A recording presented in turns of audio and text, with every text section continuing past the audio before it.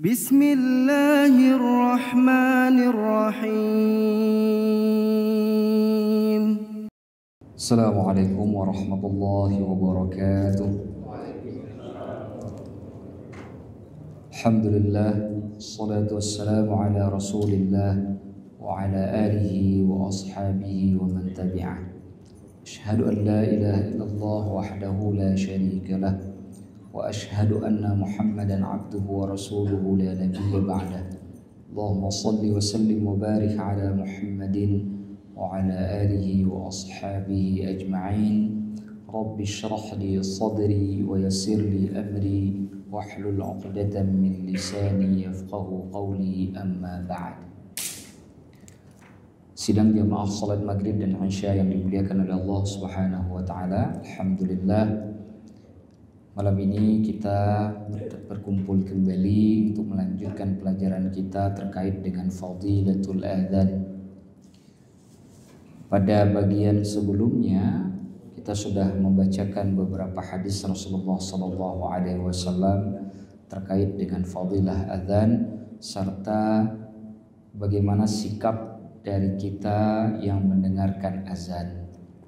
Sedikit kami tambahkan juga, penting di sini untuk dicatat bahwa salat itu wajib dilakukan ketika memasuki waktu. Adapun azan apakah wajib dikumandangkan saat masuknya waktu ataupun tidak, itu ada perselisihan di kalangan para ulama. Ada yang mengatakan boleh azan sebelum masuknya waktu salat. Jadi, tapi tidak dalam waktu terlalu lama. Katakanlah misalkan sholat zuhur jam 12:10.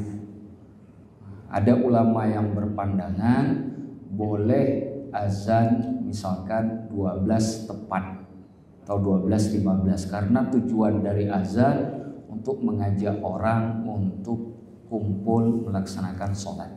Sedangkan sholat disepakati tidak boleh dilakukan kecuali sudah masuk waktunya sholat. Tetapi pendapat yang paling kuat, pendapat yang paling rajih disebutkan oleh Imam An-Nawawi adalah pendapat yang mengatakan bahwa azan dilakukan setelah masuknya waktu sholat. Itu pendapat yang paling kuat. Dan biasanya di masjid-masjid di tempat kita hampir rata-rata mengambil pandangan atau pendapat yang kedua. Jadi kalau belum masuk waktu sholat itu belum azan. Tapi ingat, tidak ada korelasinya antara sholat dengan azan. Maksud saya adalah azan bukan penyebab sholat menjadi wajib. Saya ulangi, azan bukan penyebab sholat menjadi wajib. Yang menyebabkan sholat menjadi wajib adalah masuknya waktu sholat meskipun tanpa azan. Maka kata Syekh Ali Jum'ah, begitu sudah masuk waktu sholat maka sholat sudah wajib ditunaikan. Sunnah pada saat itu untuk menunda sholat dalam bentuk apapun agar kita bisa mendengarkan azan dan menjawab azannya dari muazzin. Itu sunnah. Tapi bagaimana kalau saya langsung sholat tidak mendengarkan azan dan menjawab? Jawabannya boleh. Kenapa? Karena sunnah menjawab azan itu merupakan dari hukum yang sunnah, bukan wajib. Sunnah nabinya itu memiliki hukum sunnah, bukan sunnah yang memiliki hukum wajib. Itu dia.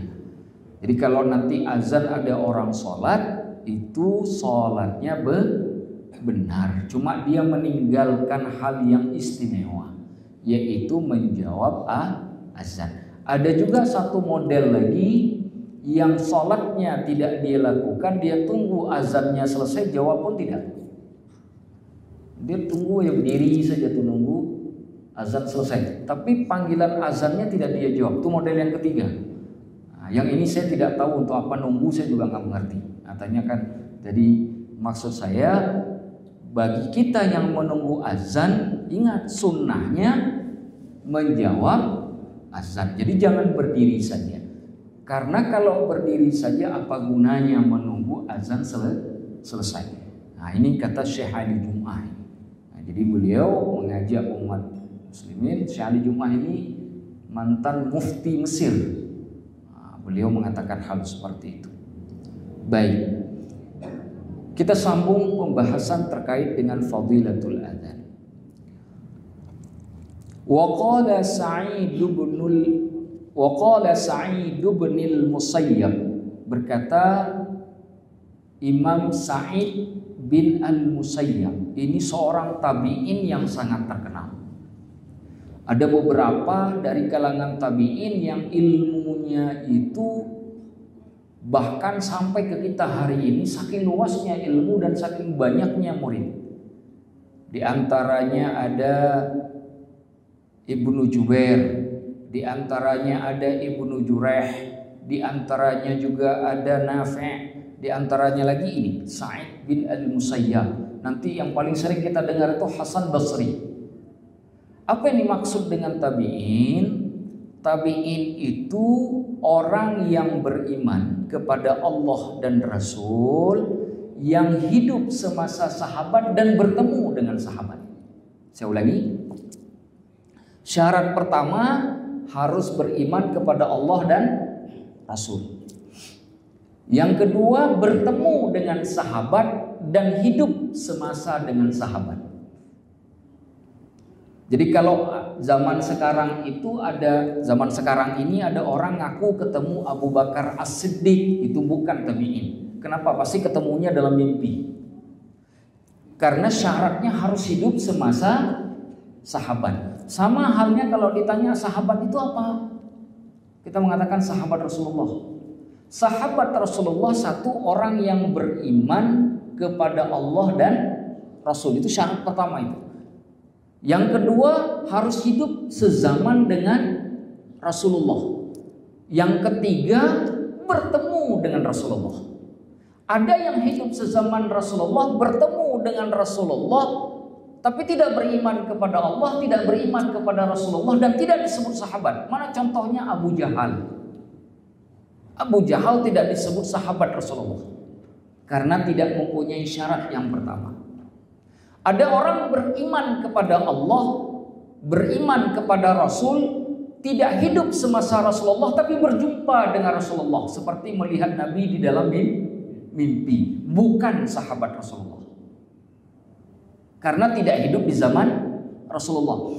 Ada juga yang beriman kepada Allah, beriman kepada Rasul, hidup di zaman Rasulullah tapi tidak ketemu dengan Rasulullah, juga bukan sahabat Rasulullah. Mana contohnya? Aid Al-Qarni yang dari Yaman. Berimannya di masa Rasulullah, tapi nggak sempat ke kota Madinah karena beliau punya ibu.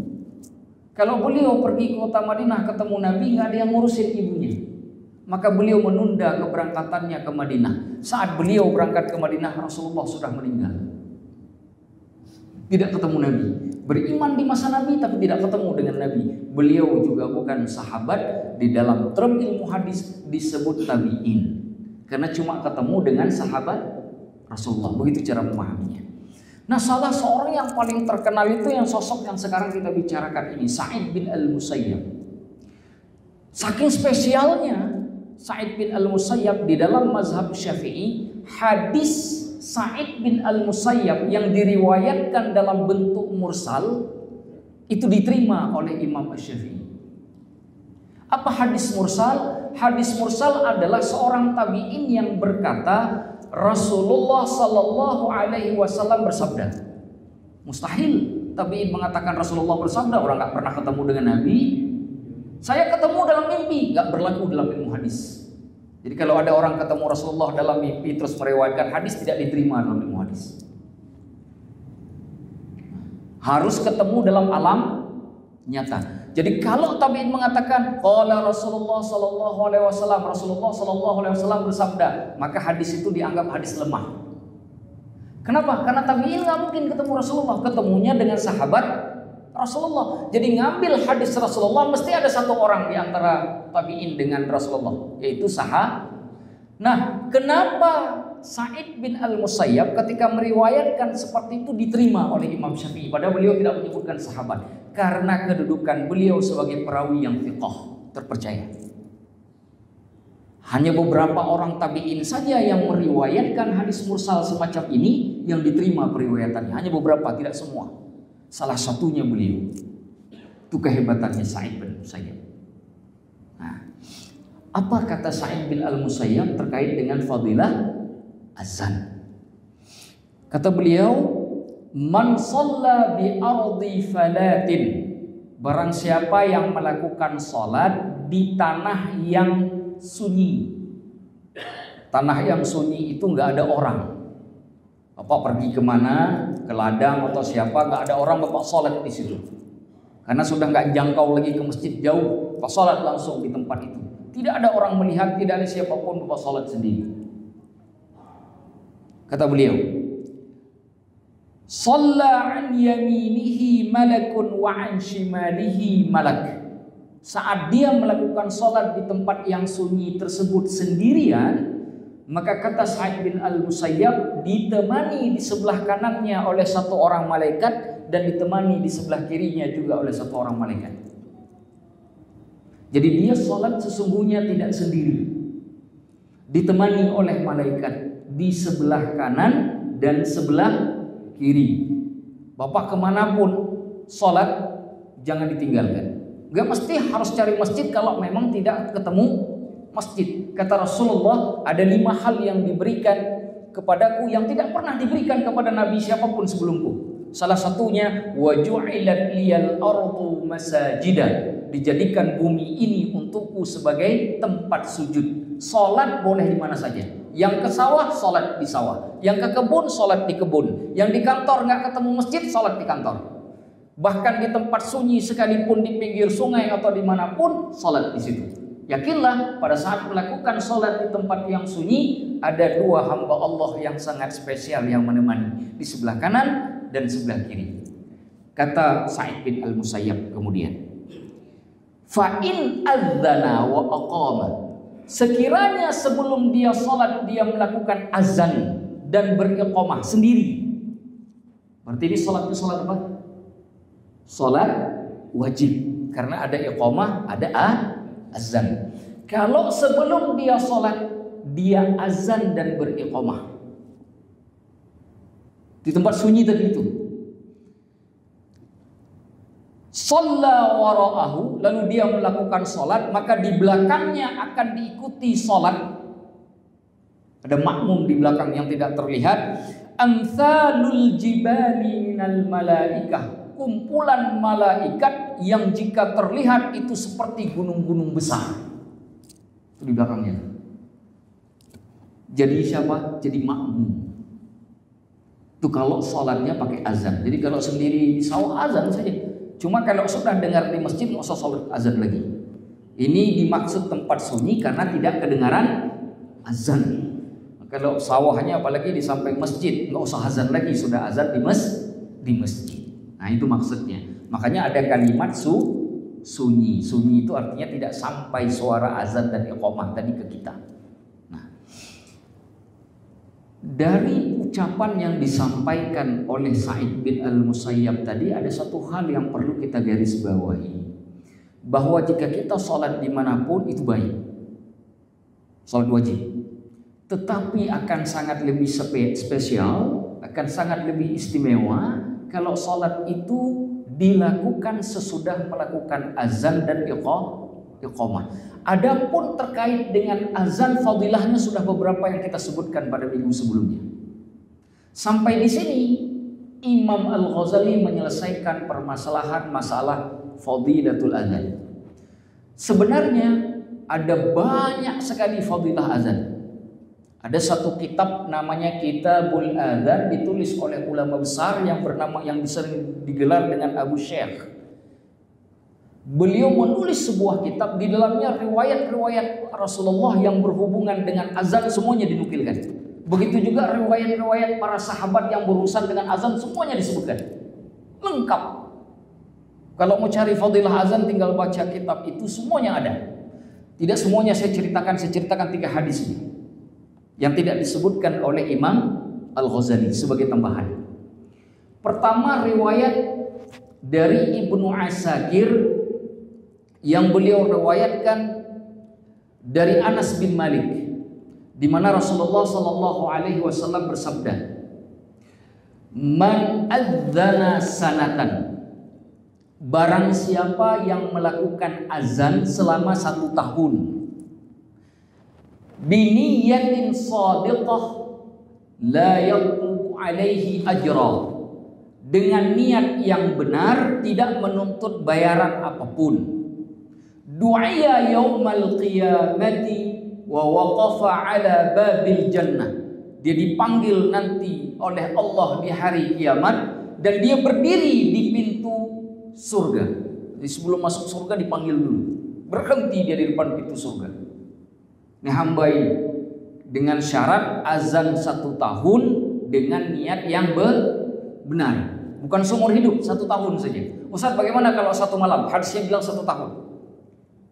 Dipanggil, berdiri di depan pintu Ka'bah. Faqila lahu, lalu disebutkan kepada dia, isfa' liman syi'ta, silahkan kamu beri syafaat kepada siapapun yang kamu kehendaki.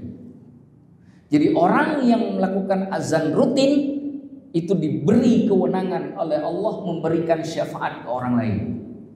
Siapapun orangnya, mau keluarga silahkan, mau teman silahkan, mau tetangga dibolehkan, mau masyarakatnya juga dipersilahkan. Siapapun yang dia kehendaki, Allah berikan kewenangan dia bisa memberi syafaat karena fadilah azan, karena dia azan di bumi. Itu satu. Kedua, hadis dari Ibnu Abi Syaibah. Ibnu Abi Syaibah meriwayatkan hadisnya dari Jabir bin Abdullah. Meriwayatkannya dari Abdullah bin Umar. Ceritanya Abdullah bin Umar ketemu dengan salah seorang laki-laki. Ketika ketemu, Abdullah bin Umar bertanya kepada orang tersebut, "Ma'amaluk, wahai fulan, pekerjaanmu itu apa?" Kalau kita kan senangnya jawab apa? Saya kerjanya gubernur, nah gitu kan, kita senang. Mimpin perusahaan, dia enggak. Apakah jawab laki-laki ini? Al-adzan. Jawabannya, pekerjaan saya itu yang ngazanin orang. Ngazan setiap sholat saya azan, itu aja pekerjaan saya. Dengan kagumnya Abdullah bin Umar lalu berkata, "Bi'sa ni'mal amal." Sungguh amalan yang sebaik-baiknya. Kata Abdullah bin Umar, sebaik-baik perbuatan yang kamu lakukan. Yashhadu laka kullu syai'in sami'ak. Setiap segala sesuatu yang mendengar azanmu akan menjadi saksi nanti di hadapan Allah di hari kiamat. Kalimat kullu syai'in, syai'un itu dalam bahasa Arab sesuatu yang tidak dideskripsikan, sesuatu yang tidak ditentukan. Itu namanya syai'un dalam bahasa Arab. Dalam bahasa yang sederhana, kullu syai'in itu bisa jadi manusia, bisa jadi jin, bisa jadi malaikat, bisa jadi hewan, bisa jadi tumbuh-tumbuhan, bisa jadi pasir, bisa jadi batu, bisa jadi apapun di atas muka bumi ini. Jika itu semuanya makhluk Allah tersebut mendengarkan azan, maka mereka akan bersaksi nanti di hadapan Allah bahwa si fulan dulu di dunia melakukan azan, memanggil orang untuk menegakkan sholat berjamaah. Itu fadilahnya. Itu kedua. Yang ketiga, ini biar semangat yang azan. Yang ketiga, ini hadisnya masyhur sekali. Semua kita pernah mendengar, tapi ini perlu saya dekilkan supaya kita ingin membahas maknanya. Mungkin bapak-bapak mendengar hadis terkait orang yang azan itu nanti di hari kiamat lehernya panjang. Pernah dengar? Pernah dengar Pak ya? Hadis ini salah satunya diriwayatkan oleh Ibnu Majah dari sahabat Muawiyah bin Abi Sufyan, di mana Rasulullah bersabda, "Innal muadzzinina," sesungguhnya muazzin itu, "atwalun nasi a'naqan yaumal qiyamah," orang yang paling panjang lehernya di hari kiamat. Teks ini secara terjemahan biasa itu mungkin akan menimbulkan pertanyaan.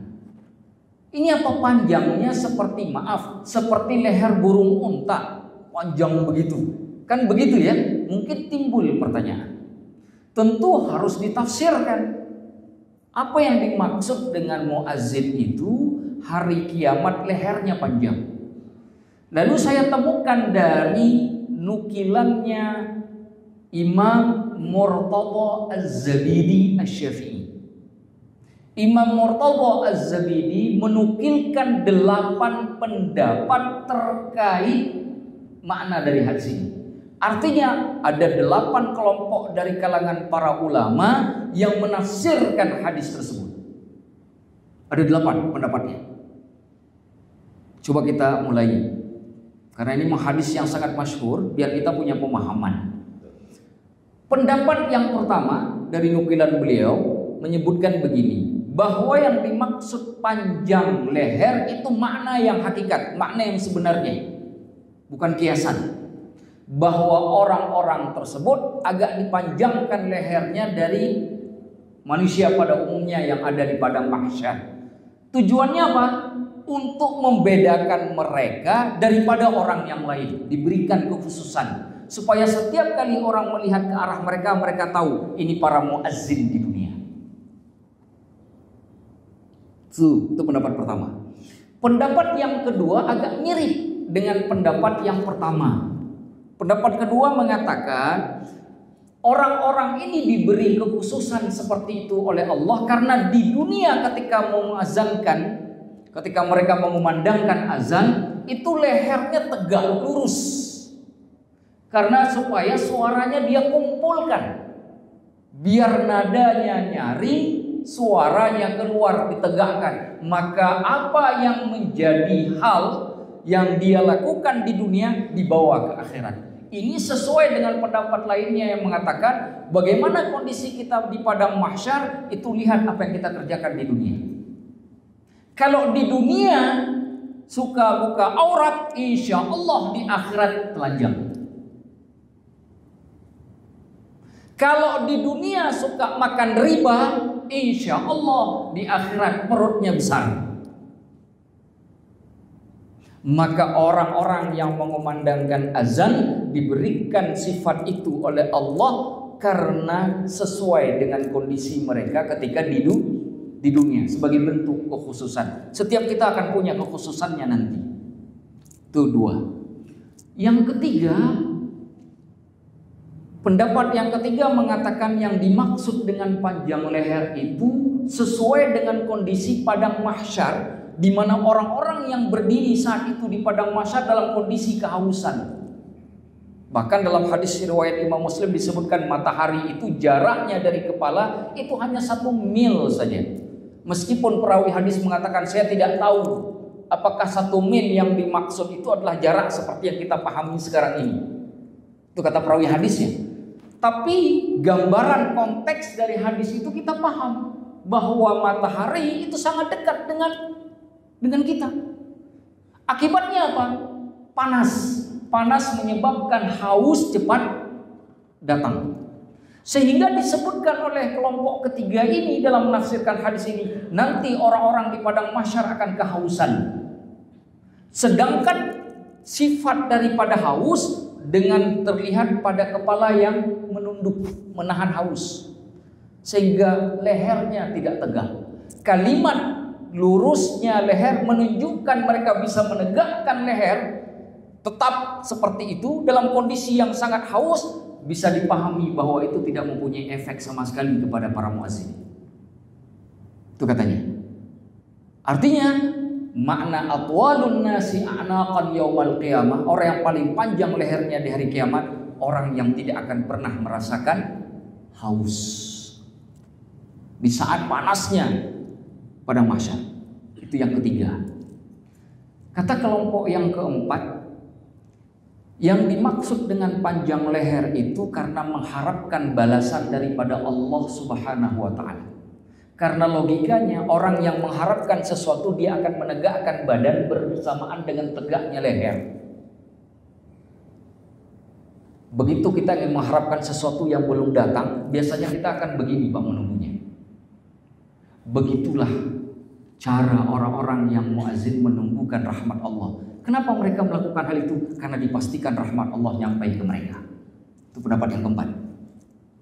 Yang kelima, menyebutkan yang dimaksud dengan panjang leher di hari kiamat adalah orang-orang yang tidak terpengaruhi oleh penuhnya keringat di tubuh mereka. Tadi saya ceritakan bahwa matahari itu sangat dekat. Di dalam riwayat Imam Muslim itu disebutkan bahwa keringat orang-orang yang berdiri di padang mahsyar nantinya itu seperti orang yang baru saja keluar dari kamar mandi. Segitu banyaknya keringat. Dan itu artinya sangat sulit sekali Pak. Di tempat yang tidak ada air, panasnya luar biasa dengan keringat yang jumlahnya begitu banyak, manusia mana yang tidak akan merasa kesulitan? Sedangkan para muazzin berdiri tegak dengan leher yang tetap lurus karena mereka tidak memberikan efek. Keringat yang banyak tidak membuat mereka lelah. Mereka melihatnya seperti sesuatu yang biasa saja, sebagai bentuk rahmat Allah terhadap mereka yang suka memandangkan azan di dunia. Itu pendapat selanjutnya. Pendapat yang keenam menyebutkan yang dimaksud dengan panjang leher pada hari kiamat itu mereka menafsirkan kata a'naqan dengan sebutan jamaah. Karena selain leher, unuq itu juga bisa diartikan dengan jamaah, kumpulan. Jadi atwalun nasi a'naqan, panjangnya leher artinya panjangnya jamaah yang berdiri di belakang mereka nanti di hari kiamat. Siapa orang yang berdiri bersama mereka nanti di hari kiamat? Orang yang mendengarkan seruan azan yang mereka kumandangkan pada saat di dunia. Mereka akan berdiri dengan safnya para muazzin. Kenapa muazzin di depan? Karena mereka yang memanggil. Yang mendengar panggilan akan satu saf. Kenapa disebut atwal? Sangat panjang karena jauh sekali barisan tersebut, yang menunjukkan kelebihan daripada muazzin. Pendapat yang keenam. Pendapat yang ketujuh menyebutkan bahwa al-unuq itu bermakna amal. Leher di situ maksudnya adalah perbuatan. Panjangnya leher itu menunjukkan banyaknya perbuatan. Banyaknya perbuatan. Karena banyaknya perbuatan, maka dilukiskan dengan kalimat panjangnya leher. Artinya nanti ketika dihadapkan di hari kiamat, azan yang mereka kumandangkan itu bukan hanya fadilah pada azannya saja, termasuk fadilah pada setiap langkah orang yang datang dengan mendengarkan azan mereka. Bayangkan jika di satu masjid ada orang yang sholat sampai dengan 100 orang setiap waktu sholat, berapa banyak pahala yang diterima oleh hamba Allah yang memandangkan azan itu. Karena setiap yang datang ke masjid yang mendengarkan azannya, fadilahnya ditemukan oleh orang yang memandangkan azan. Terakhir, ada yang mengartikan a'naqan itu bentuk jamak dari kata anak, bukan unuq. Kalau unuq itu leher, anak itu artinya berjalan cepat. Jadi atwalun nasi a'naqan adalah orang yang berjalan sangat cepat dan jaraknya sangat panjang. Maksudnya apa? Orang inilah, para muazzin inilah orang-orang yang diberikan kesempatan oleh Allah berjalan dengan jarak yang sangat panjang dengan kondisi yang sangat cepat menuju surganya Allah. Artinya apa? Mereka melintas sirat dengan cepat. Semuanya ada 8. Inilah 8 penjelasan terkait panjang lehernya muazzin di hari kiamat. Lalu timbul pertanyaan, yang manakah dari 8 ini yang paling benar? Kata para ulama seperti Syekh Murtada Az-Zabidi, dimungkinkan semuanya benar. Bayangkan kalau 8 penafsiran ini semuanya didapatkan oleh muazzin. Bayangkan betapa luar biasanya penghargaan yang Allah berikan kepada mereka. Hanya mengumandangkan azan beberapa saat saja, 5 kali dalam sehari ternyata bisa membuat fadilahnya luar biasa. Maka bagi yang belum bisa azan terusnya, yang muda-muda diajarkan supaya bisa mengumandangkan azan. Kalau perlu bikin perlombaan supaya orang punya ghirah, semangat untuk anak-anak nih, semangat untuk azan. Kalau memang bagus suaranya ya dipakai supaya orang yang melakukan azan di masjid selalu ada. Suaranya juga bagus sehingga kemudian mendorong orang yang mendengarnya untuk datang. Wallahu a'lamu bissawab. Itulah kira-kira fadilah daripada azan yang sudah disampaikan oleh Imam Al-Ghazali dan kami tambahkan dengan 3 hadis. Semoga memberikan manfaat.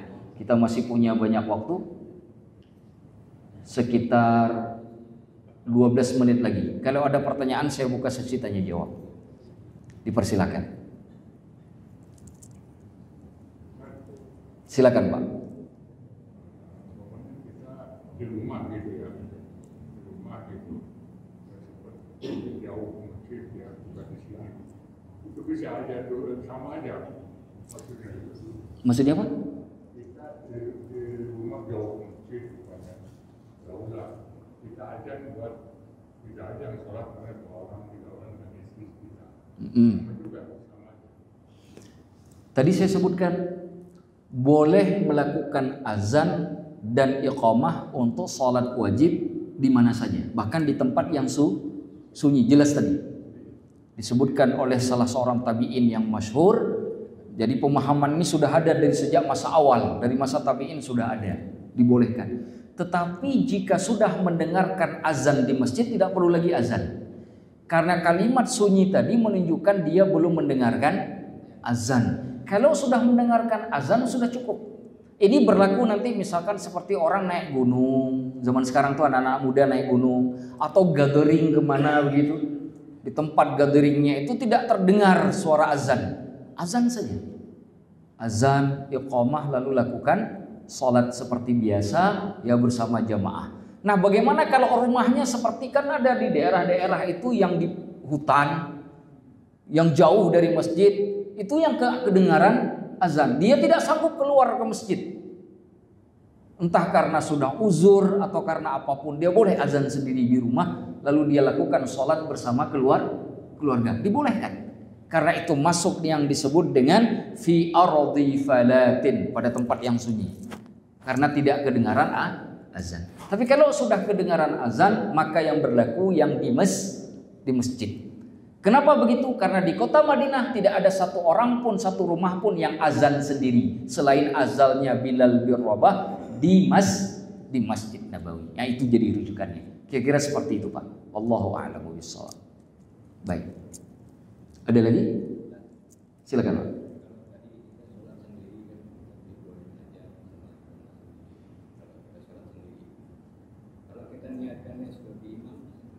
Salat sendiri. Niatnya sebagai imam. Bolehkah saya sholat sendiri lalu saya niatkan sebagai imam dengan harapan ada makmumnya malaikat? Nah, dalam hukum fikih, Pak, al-hukmu bil-zawahir, hukum itu yang kelihatan. Ada malaikat, nggak ada malaikat, itu tidak diniatkan dengan imam. Ataupun saya mau niat jadi makmum, semoga imamnya malaikat. Enggak perlu, karena enggak kelihatan. Hukumnya bid-zawahir. Bid-zawahir itu apa? Ya manusia. Atau kalau misalkan ada orang mengatakan bagaimana ada jin muslim tiba-tiba wujudnya ke manusia ngajak sholat, nah itu sudah zahir itu. Boleh nggak? Boleh. Tapi kan jarang yang seperti itu.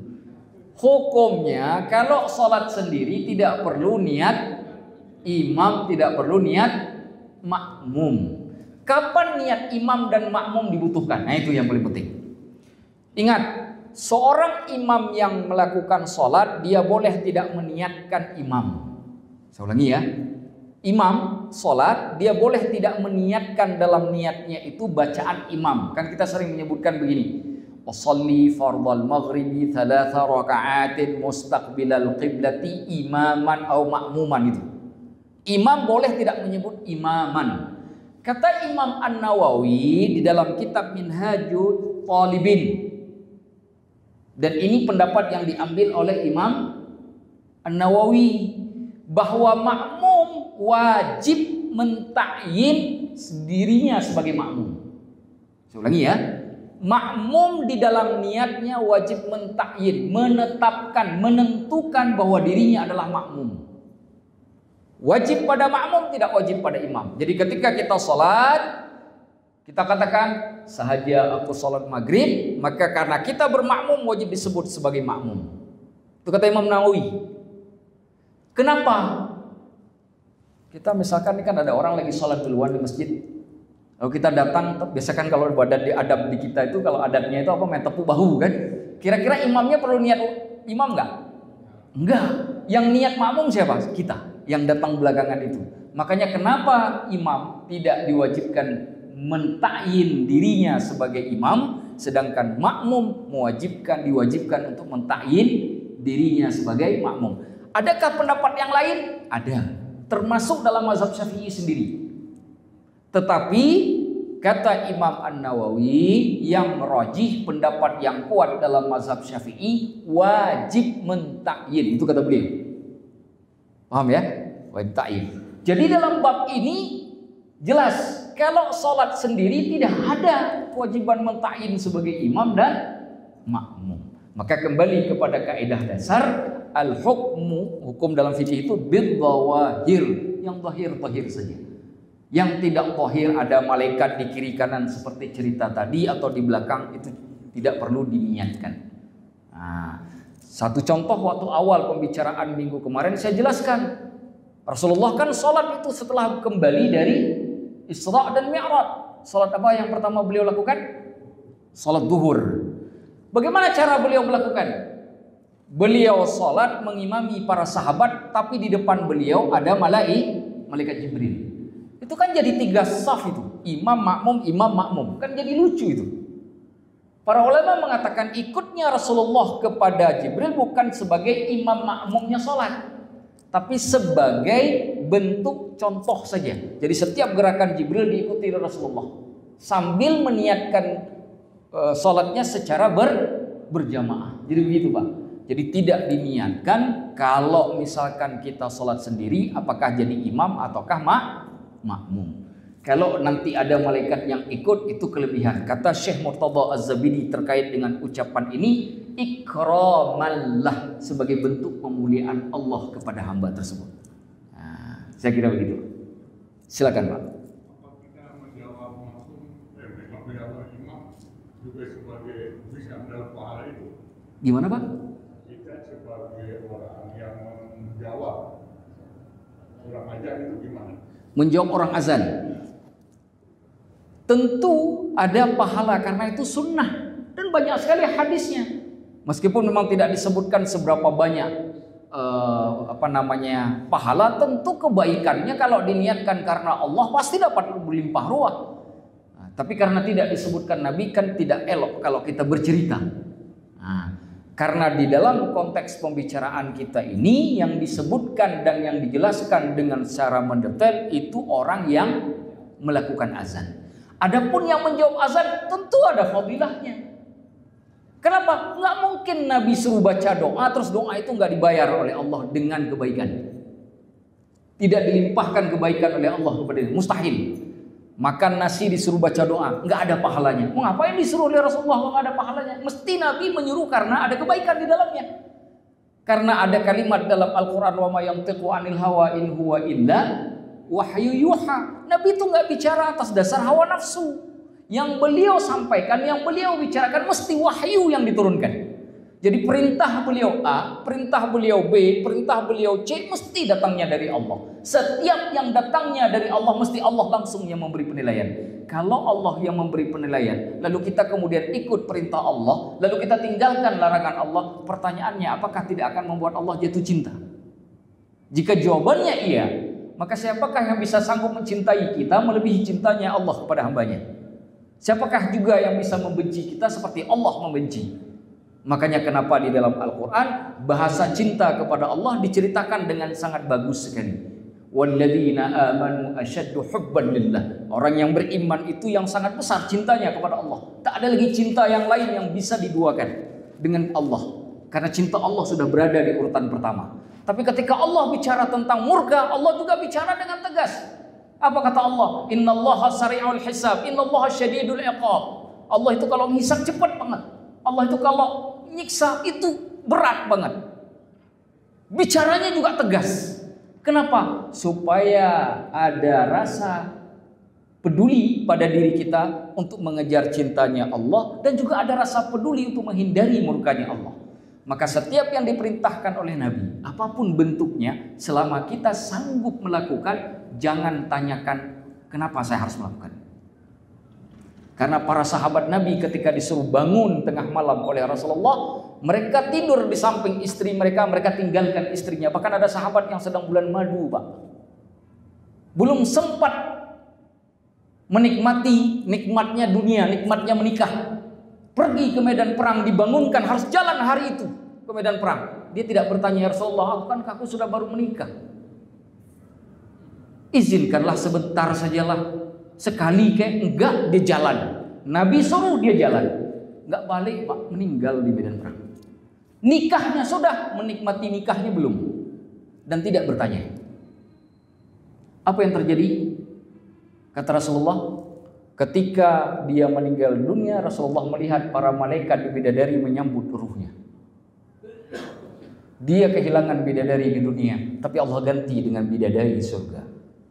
Nah, itu imannya para sahabat. Setiap perintah dari Allah dan Rasul dan kita sanggup melakukan, jangan banyak ditanyakan. Kecuali tanya, apa faedahnya ya Rasul? Apa untuk menguatkan saya? Karena Nabi Ibrahim kan juga bertanya dulu. Nah, tetapi jangan karena ketidaktahuan kita, kan kadang juga kan kita bertanya terkadang tidak tahu tapi membuat kita menjadi malas. Jangan sampai. Nabi Ibrahim juga pernah bertanya kepada Allah, dan itu terdapat dalam surah Al-Baqarah terkait dengan penciptaan. Lalu Allah mengatakan kepada Nabi Ibrahim, awalam tu'min, wahai Ibrahim, kau bertanya seperti itu, apakah kau tidak beriman? Kata Ibrahim, bala ya Allah, aku beriman ya Allah, tapi aku minta supaya engkau menunjukkan bagaimana cara orang mati engkau hidupkan, liyatma'inna qalbi, agar hatiku menjadi tenang. Itu kata Nabi Ibrahim. Jadi pertanyaan itu untuk membuat hati kita tenang, bukan membuat kita tidak percaya. Ini yang paling penting. Wallahu a'lamu bishawab. Semoga yang kita sampaikan malam ini memberikan barokah, semangat kita beribadah, baik kepada kami yang menyampaikan, kepada yang bertanya, dan juga yang mendengarkan. Akhirul kalam saya akhiri sampai di sini. Hadanallahu wa iyyakum ajma'in. Aqulu qawli hadza wa astaghfirullahal azim. Wassalamualaikum warahmatullahi wabarakatuh. فبأي آلاء ربكما تكذبان